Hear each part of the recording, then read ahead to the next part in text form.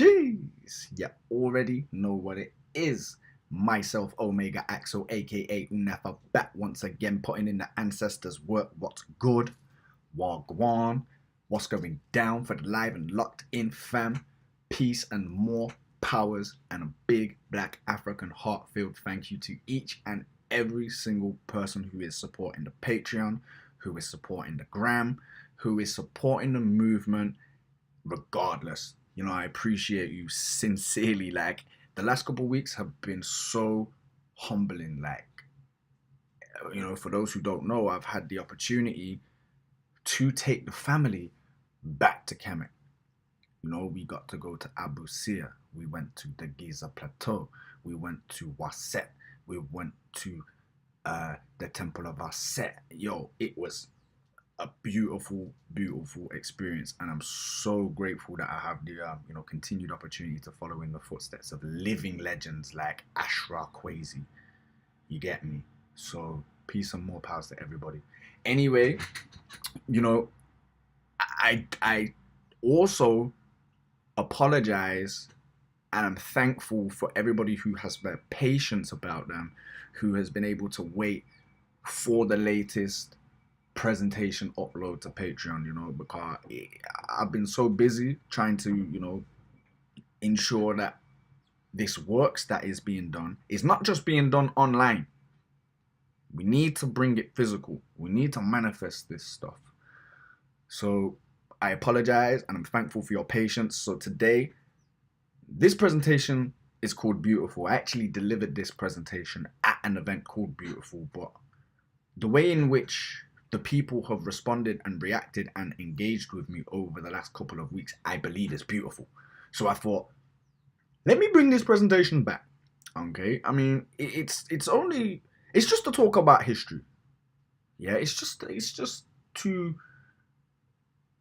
basically highlight the fact that as African people, you're beautiful in every single way, shape, and form. And nobody is able to take that away from you when you know that. But before we get it in, as always, we have to hail up the ancestors. First of all, we got shout out Dr. Yosef Ben Yochanan, Ashe, Dr. Asa G. Hilliard, Ashe, Malik El Had Shabazz, aka by any means Malcolm X, Ashe, the author of They Came Before Columbus, Dr. Ivan Van Sertima, Ashe, I Have a Dream speech singing Dr. Martin Luther King Jr., Ashe, the unapologetic Dr. John Henrik Clark, Ashe, the most honorable Marcus Mosiah Garvey, Ashe, Dr. Chancellor Williams, Ashe, Dr. Sheikh Anta Diop, Ashe, the father of Black History Month, Carter G. Woodson, Ashe, Joel Augustus Rogers, Ashe, Alfonso Bowman, aka Dr. Sabi, Ashe, the powerhouse, uncompromising, unapologetic, beautiful sister, Dr. Frances Cress Wilson, Ashe, and of course, George G.M. James, Ashe, and one of my favorites, Dr. Khalid Abdul Muhammad, Ashe,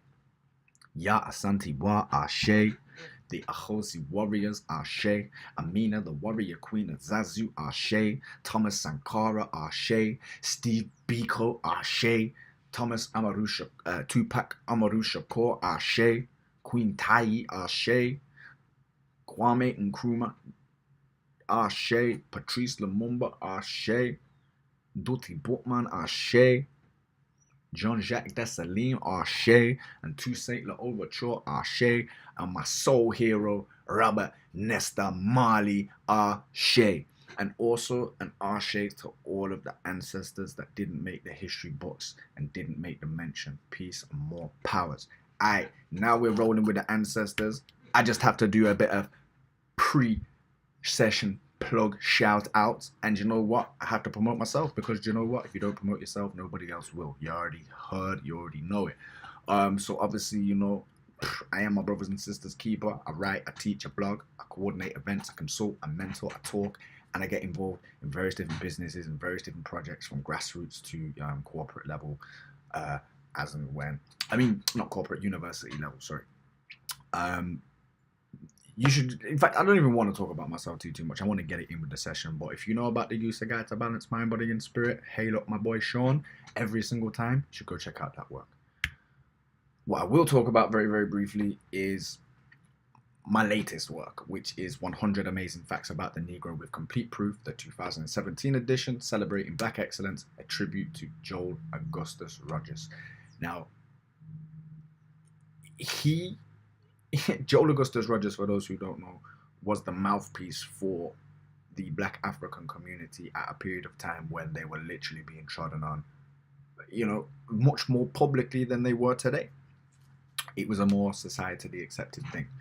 But this book, anyway, is a celebration of the excellence that we exhibit in every social, professional, and academic field so naturally.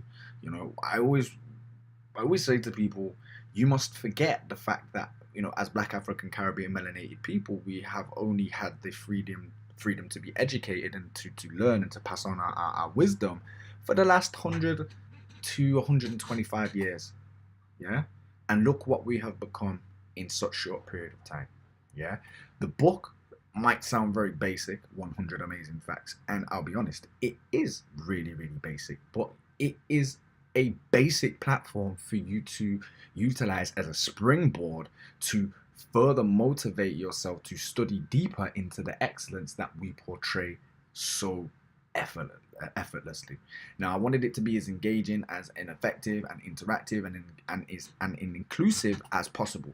And I've covered a wide variety of different topics in there, which is suitable to serve the entire family as a crash course to Black African history and their contributions to the world. It comes with complete proof, of course. It comes with quizzes, it comes with reading lists, and it also comes with lesson plans which are designed to engage with the entire family so that the entire family can gain this rudimentary understanding of Black African, Caribbean, melanated contributions to world history. You can either holler at me directly, you can go check the Instagram, you can go to www.ancestorswork.com, you can go to Amazon. It's entirely up to you. But Jano, wherever you support the work, it will go on to support an additional project that I'm involved with, such as We Will Rise Together, the Patrice Lumumba Eco Village, or even the Sustainable Somalia Agricultural Development Fund, which is soon to launch. Anyway, let's get it in. Yeah? Been talking for a little hot second now, and we haven't even spoke about no real facts, no real information.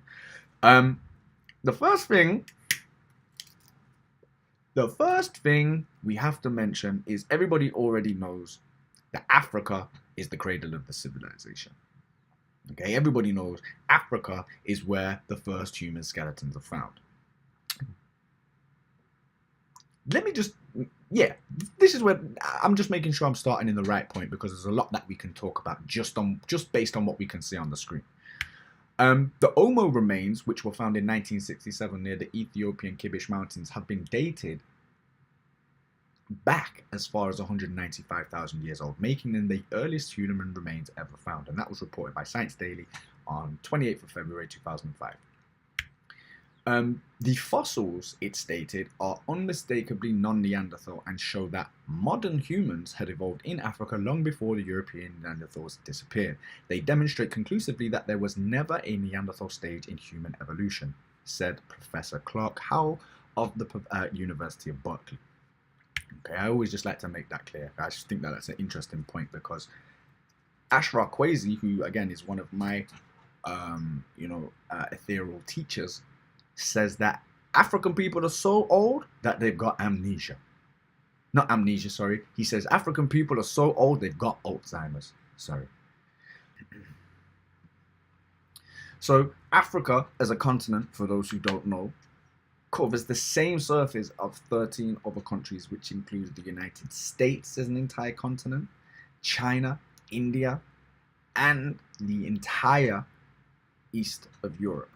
Africa is actually one of the wealthiest continents on the world in terms of natural resources. However, it remains one of the most impoverished nations in the world. In fact, 80% of the world's nations, which have an extreme poverty rate of over 40%, are on the continent of Africa.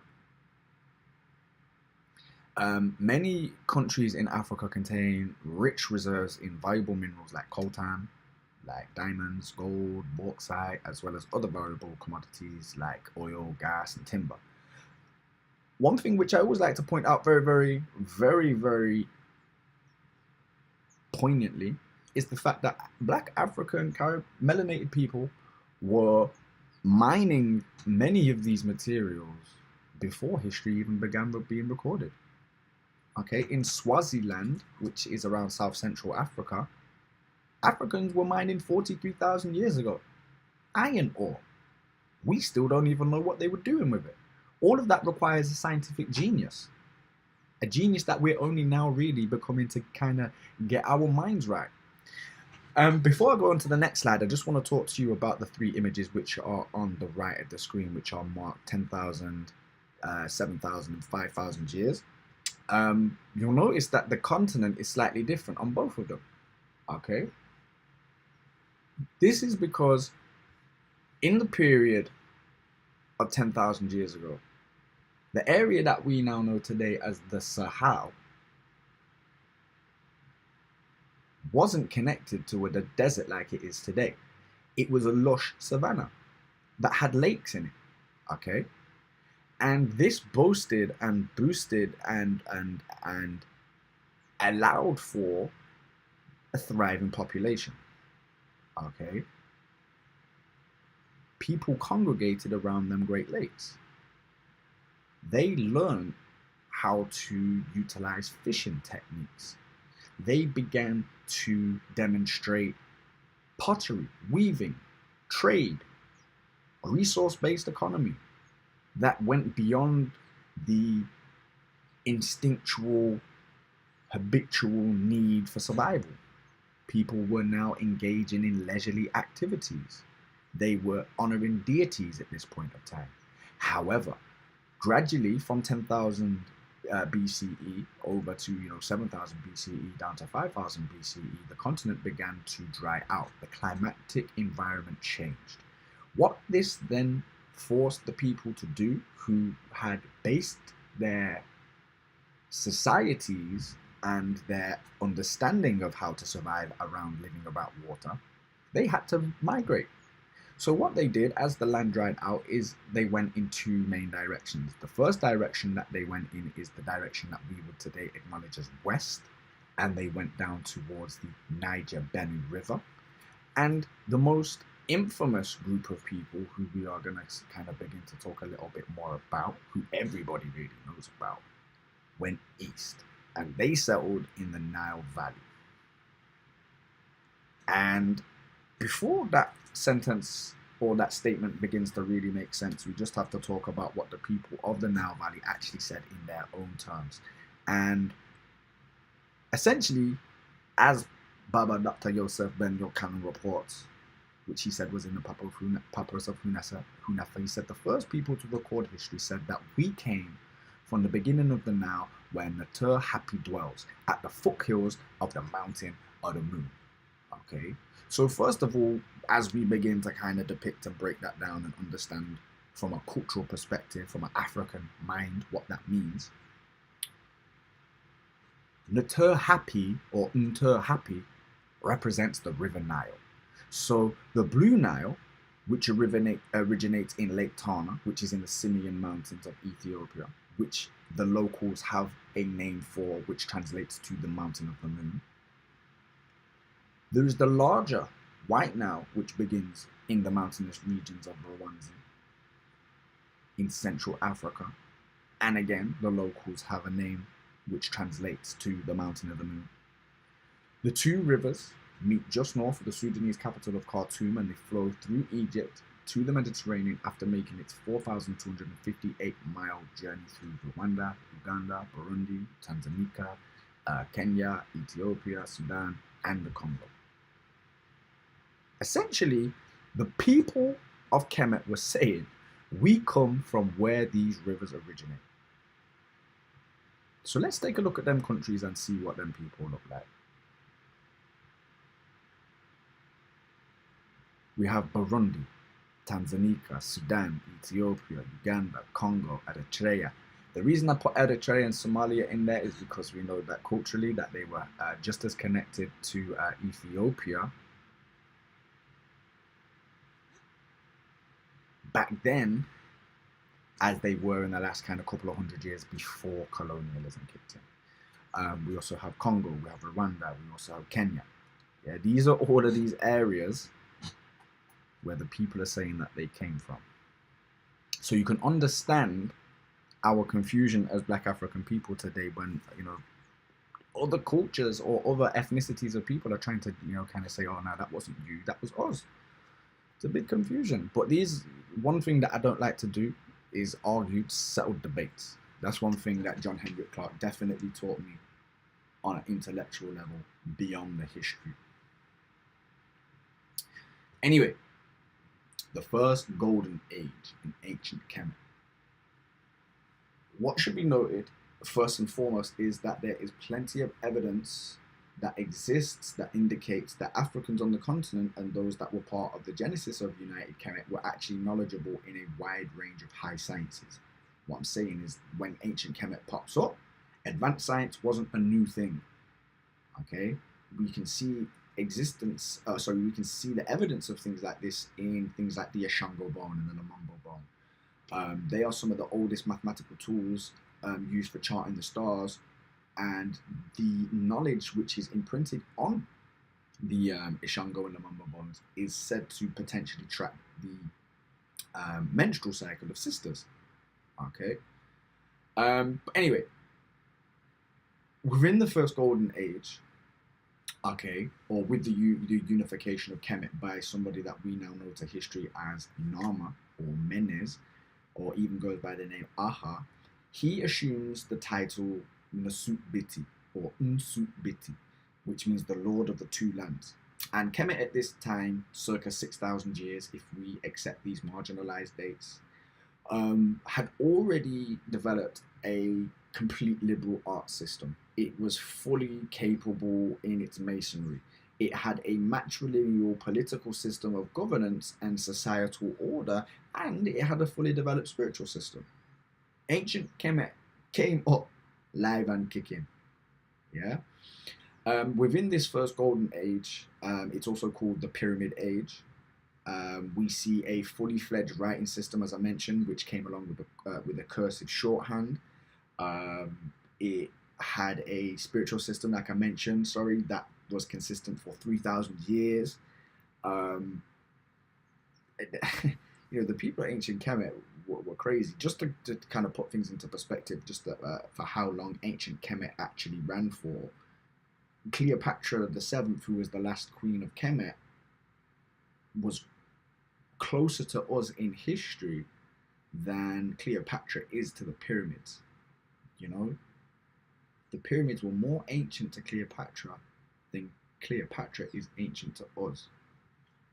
Anyway, what made ancient Kemet so successful and so able to afford so much time into leisurely activities or things which were deemed outside the realms of survival were the fact that the people were master agriculturalists. Okay, the reason why they had so much ability to spend so much time building monuments, essentially, is because they were master agriculturalists. What they did is they utilized the power of the Hapi River or the Nile River to irrigate more areas of land, essentially being able to grow more food. And what they did is they were master administrators, allowing them to free up even more time, which allowed them to concentrate on, you know, trade, stonemasonry, pottery, academic pursuits, shipbuilding, winemaking, all of these different things which were part of a fully functioning United Kemet.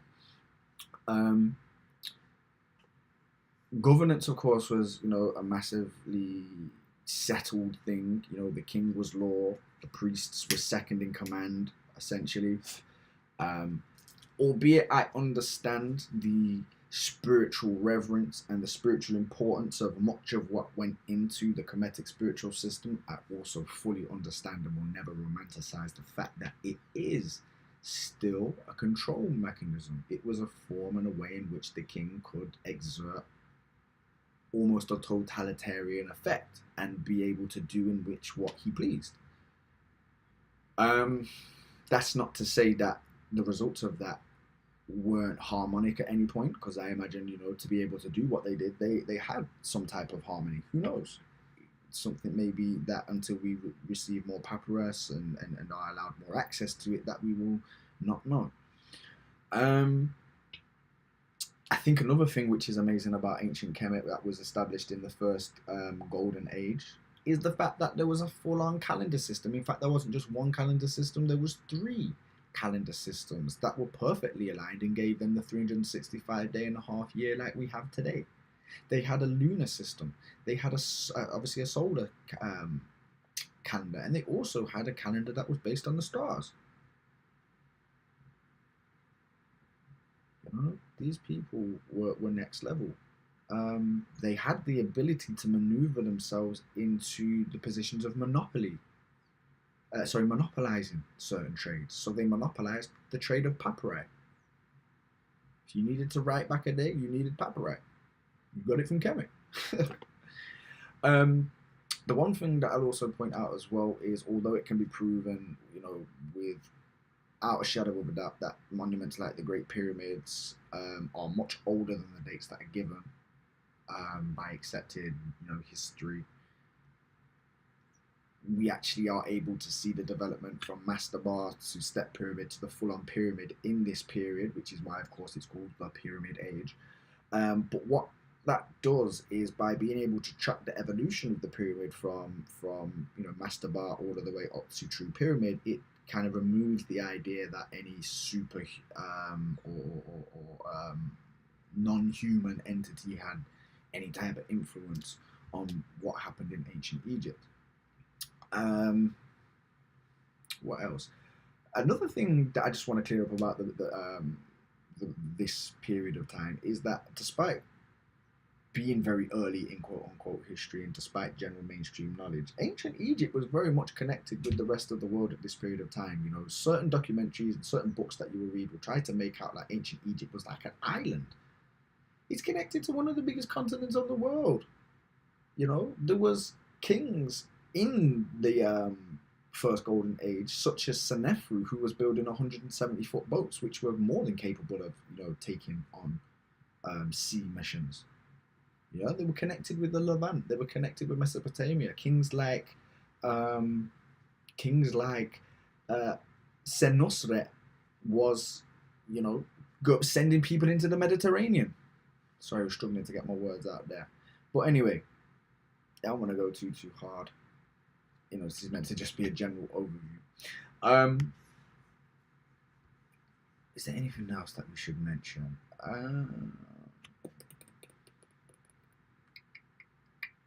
Essentially, the first golden age came to an end after a 90-year rule of somebody called Pepi II, who didn't have any heirs to pass on the throne to, because he outlived the majority of them. So it caused like political stagnation. But yeah, let's keep it moving. Another thing that was built in the Golden Age was Haru Marketi, something that most people call the Sphinx of Giza. But it's Haru Marketi. It's Haru on the horizon, the protector of the Reston and Ter and the Sioux. Haru, spelled in Medu Neter, is Her, meaning divinity. M is the in or on, and the Aket, spelled Ak, is horizon.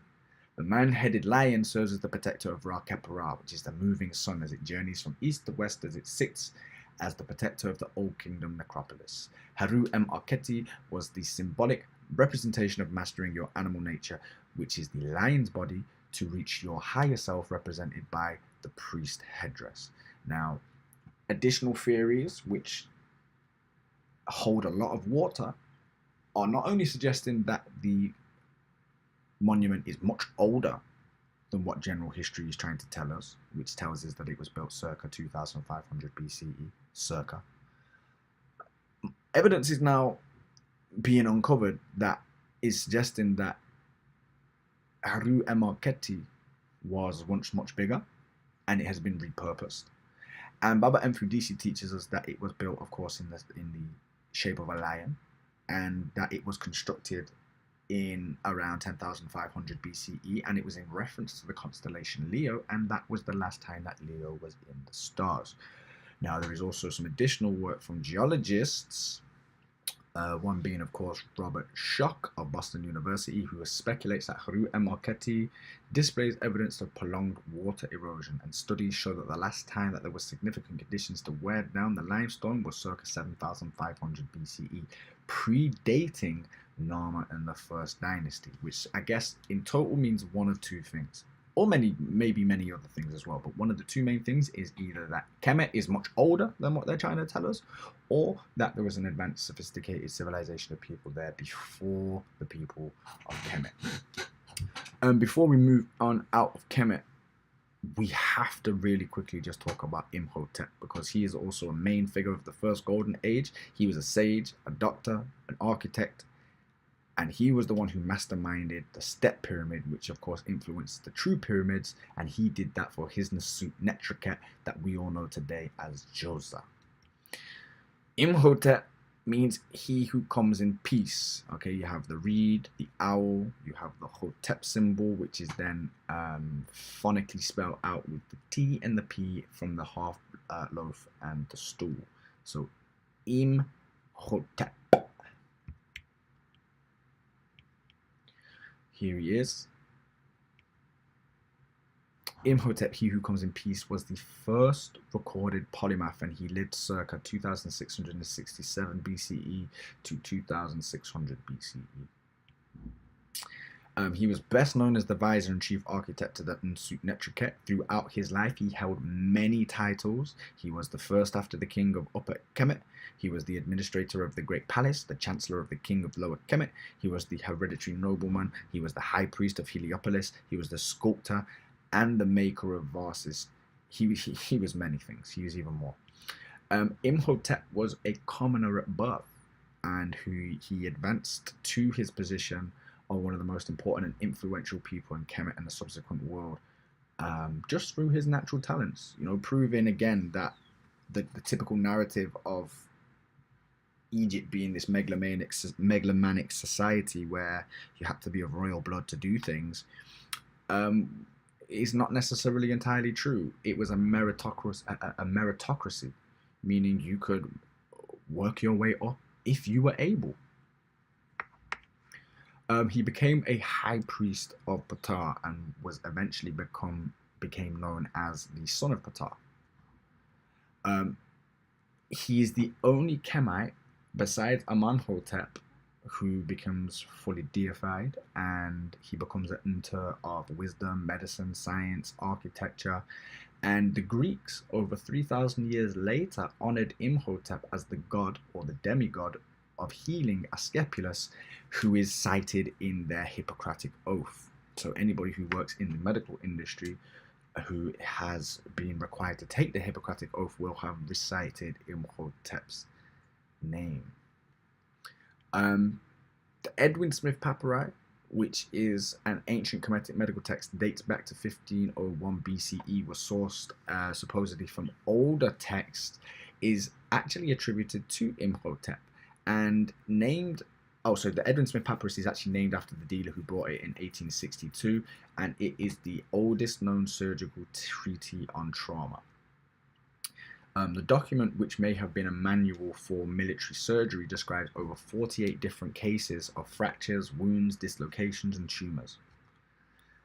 Next, moving out of Kemet, but not moving out of Africa, of course. Okay, this is actually sourced from 100 Amazing Facts About the Negro, the original version. It's Fact 14 from Joel Augustus Rogers' original work from 1934. He says that the Ganges, the sacred river of India, is named after an Ethiopian king of that name who conquered Asia as far as this river. Now, but of all, for the proof, all the kings of Ethiopia, Ganges was the most famous, of who his Ethiopian army passed into Asia and conquered all as far as the river Ganges, to which he left that name. Before, it was called Shilaros. Now, let me tell you something else which is dope. Literally, if you excuse the pun.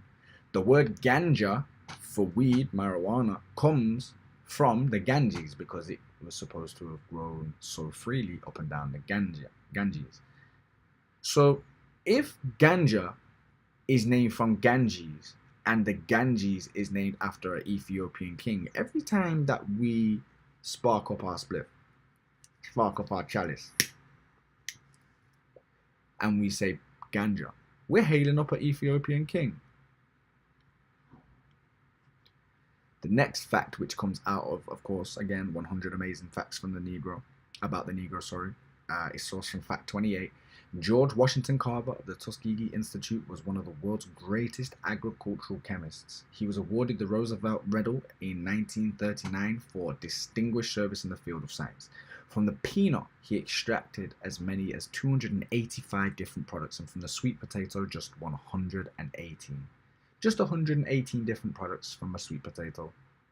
What a guy. Dr. Carver was born as a slave. Thomas Edison once offered him a large salary to take charge of one of his Edison laboratories, but Carver refused in order to continue his work, which he'd begun with Booker T. Washington at the Tuskegee Institute.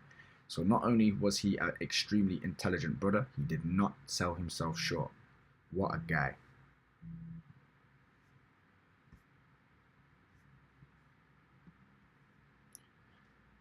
The next fact, straight out of 100 Amazing Facts About the Negro, again by Joel Augustus Rogers, is his 74th fact, is the Rock of Gibraltar, the symbol of stability, is named after a Negro ex-slave.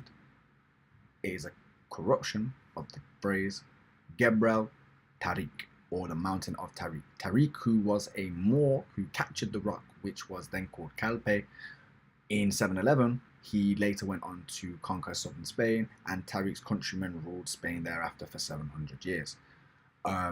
Those who don't know the story of the Moorish conquest of Europe should check the link in the description of the video, where you can go and watch the Moorish conquest of Europe and the Reconquest, can't even speak.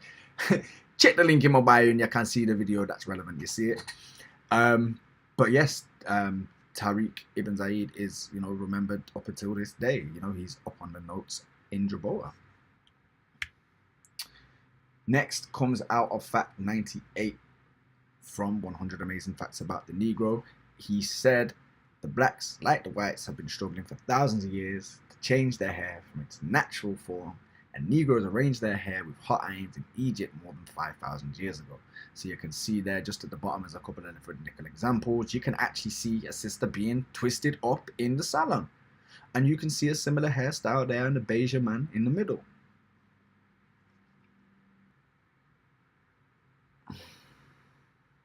The next thing that we're going to talk about is the rule and reign of Nasut Biti Hatshepsut, aka Ma'at Ka Re, divine of appearance, the true one of the Ka of Ra.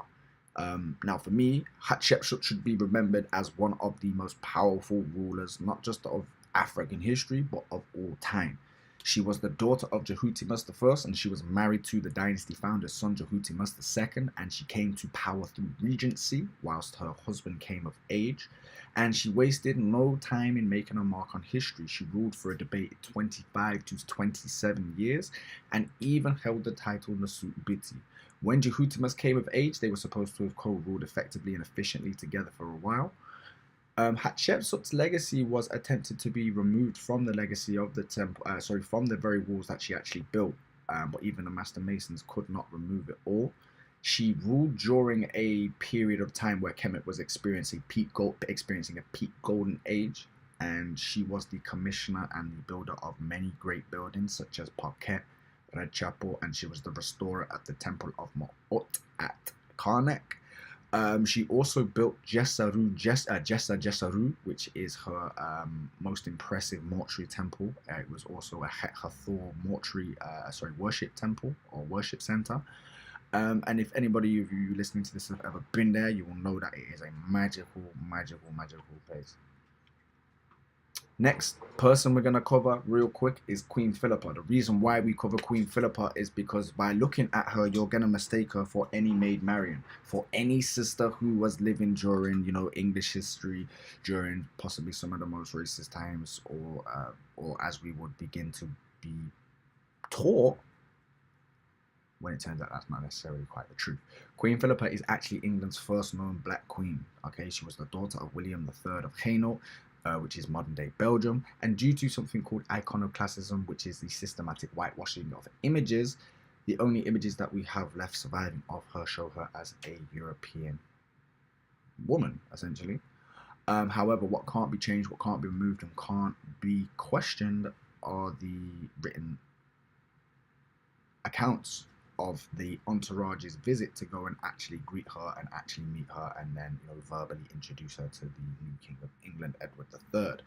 And the letter actually said, "The lady of whom we saw has not uncomely hair, betwixt blue, black, and brown. Her forehead high and standing somewhat forward. Her eyes are blackish brown and deep. Her nose is fairly smooth and even, save that it is somewhat broad at the tip and somewhat flattened. Yet it is no snub nose." You already know that we're talking about African sister right there. Her nostrils are also broad. Her mouth fairly wide. Her lips are somewhat full, and especially the lower lip. Moreover, she is brown of skin all over, and much like her father, in all things she is pleasant enough, as it seems to us. So why is it that the images that we're going to see of her look like any old maid Marian style sister? Yassa. But history records Philip as being a very intelligent, empathetic, and compassionate queen. She actually convinced her husband to spare the lives of multiple prisoners that were captured during the Burgers' War of Calais, which was a very long, gruesome siege. It also is recorded that the relationship between the king and the queen as a royal couple was one of a sense of matrilineal balance, with Philippa serving as a regent whilst the king left the kingdom. They actually had 14 children in total, many of them which she outlived. One of her sons was called the Black Priest, who was a quote-unquote English hero. The next thing we're going to talk about comes out of my works, 100 Amazing Facts About the Negro, the 2017 edition. It's fact 18, and the fact is that medieval Benin was built in a scale similar to the Great Wall of China and is recognized by the Guinness Book of Records as the largest earthworks in the world carried out prior to the mechanical era. So the defensive walls that actually enclosed and protected the kingdom are still partially visible in areas and are estimated to have once stretched out over 10,000 miles. See, I can see in the little image there, an artist rendition which goes back, I think, if I remember correctly, to the 16th century. Gives us a bit of an idea of what they were dealing with. The last thing that we're going to deal with real quick, I believe she's massively important to our current kind of technological boom, is theoretical physicist Dr. Shirley Ann Jackson is truly a phenomenal one of the 21st century. She became the first black woman to graduate from the Massachusetts Institute of Technology, aka MIT, with a doctorate in physics, and in 1973. Jackson's breakthrough research enabled others to successfully invent the portable fax machine, the touch-tone telephone, solar cells, fiber optic cables, and the technology behind caller ID and call waiting. Jackson currently serves as the president of the Rensselaer Polytechnic Institute, and that is the oldest technological research institute in the United States, and she is the highest paid president of a privately owned college. So she's a powerful sister. She's a real life Shuri. Do you get me? But anyway, gang, I don't want to keep you for too much longer. Peace, and more powers. Thank you for your time, attention, and focus. Remember, you can support by going onto Patreon and clicking on a subscription thing there that that suits you. You can get £5, £10, £15, or what's up. But yes, thank you for your support. I appreciate you. Peace and powers.